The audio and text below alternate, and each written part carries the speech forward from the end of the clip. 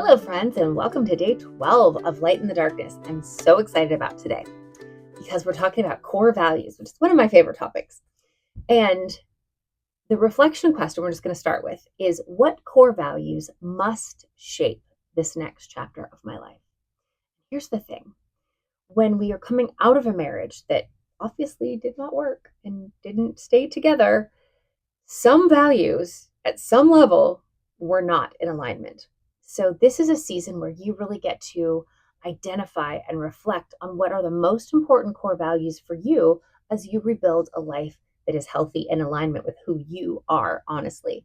Like, if you are someone who really prioritizes your faith, then that is one of your core values, and you're not going to want to find somebody who doesn't take that seriously.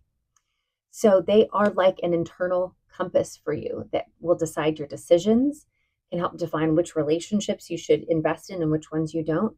But even more so, they shape our identity and help us to determine where our boundaries need to be. So when you move through life in a way that's aligned with your core values, you start to really build stability in your life, in your rhythms, in the decisions. And this is like, these are the things that this is how I make my decisions. It's a framework. And that's the truth and an authenticity that comes with that. And when you really get solid in your core values, people can't come along and push you off your path. People can't come along and get you to compromise them. And I will tell you from my own marriage, and I've talked about this with my second husband, coming into that marriage, I thought I was pretty strong on my values and my identity. But the truth is that when I was faced with some of the less healthy messaging that I didn't recognize at the time, I wavered and I shrunk to become more of what I thought he wanted me to be. But now that I've thought really hard to really rebuild an identity that is based on my core values, and I know who I am, and it would take an awful lot to push me off my path at this point because I know really clearly what they are. So, I mean, consequently, what that does, and this is part of what I was going to mention, is moving forward, it helps me to know who I am in my life, how I'm going to make my decisions, and how I would allow anybody else in my life to come either and join me because they're in alignment with that, or it's a really easy disqualification because they're not. And once you start to really identify that I believe in these things and they're important to me, and I believe that I deserve to have an alignment with these things in my life because I'm not going to compromise them again. And I see the damage that that has done to me before. Then it's really easy to say, you know what? I don't need this guy to like me. I need him to be this kind of person. And anybody who's not this kind of person, I don't even have room for.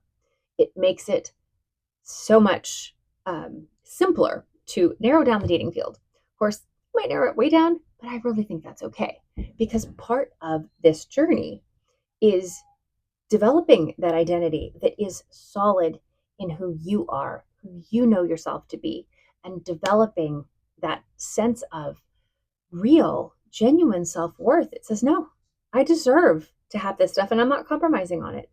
And I believe this is who God wants me to be and I'm not compromising on it. And nothing is going to push me off my path.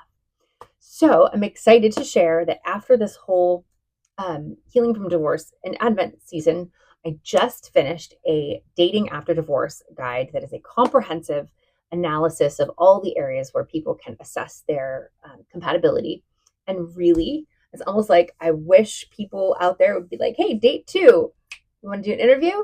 And just have those conversations right off the bat, because then you can do that before you've developed too much emotional or physical attachment, and you can easily see if somebody aligns with those most basic values or not, and then go forward from there.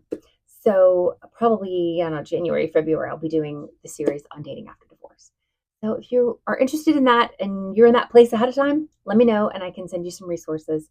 But I'm super excited because that's a pretty robust resource that I think is going to be really helpful for people. And again, it was inspired by one of my friends who said, how do you know when you're ready to date after divorce? And I was like, well, let's talk about that. So that is what I have for you for today. But I believe that core values is like, we could take 10 minutes on this. It is an important topic and one that you should spend the time to identify what they are. I mean, we're talking faith, family, money, communication skills, emotional maturity, healthy communication and conflict resolution skills, high emotional intelligence. Those are things I require. So I think you deserve them too. And sometimes, and I've been in this place also where I've like, oh, I think I'm going to need to ramp up my own skills. And if I'm going to expect somebody else's A game, I better be showing up with mine too. So hopefully this will help you do that. And the affirmation that I want to leave you with today is that I live from my values. They anchor me and guide me toward the life I am building. And if you're like me, it's not just me that guides that, but it is my relationship with God that helps to guide what my core values are and to help keep me on that path. So thank you and have a great day. I will see you tomorrow. Bye.